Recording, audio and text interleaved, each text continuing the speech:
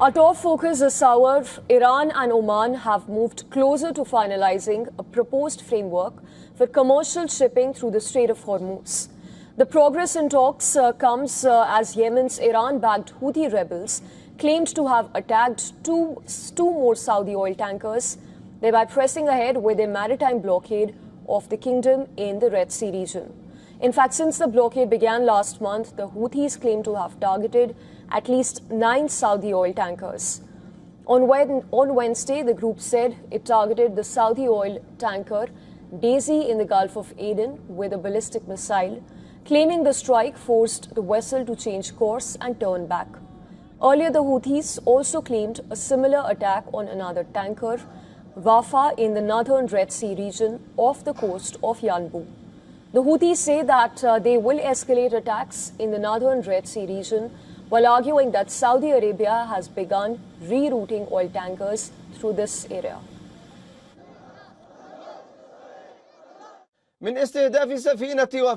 The Yemeni armed forces affirm that their operations will continue and escalate in targeting Saudi oil tankers in the northern Red Sea to close all passages to them and prevent them from passing in order to firmly establish the blockade for blockade equation, regardless of the results and consequences.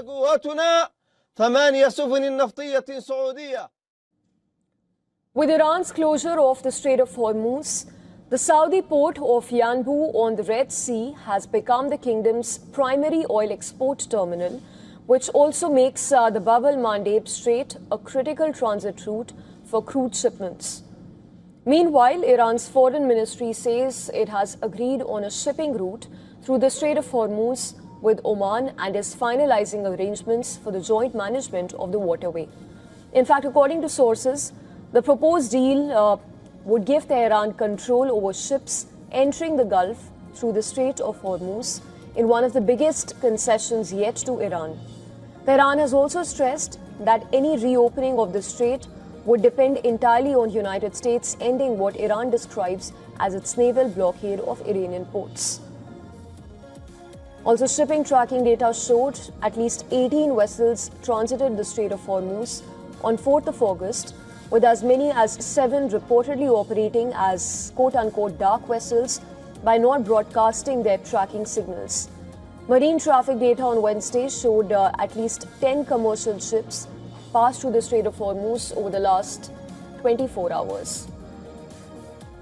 Additionally, President Donald Trump said that Washington is applying the same approach to Iran that it used against Venezuela, while adding that the United States would prefer to reach a deal with Tehran but would not allow Iran to develop nuclear weapons.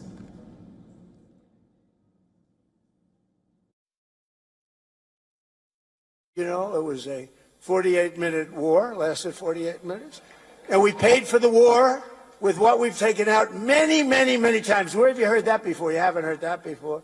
It's the old-fashioned way, right? It's the old-fashioned way.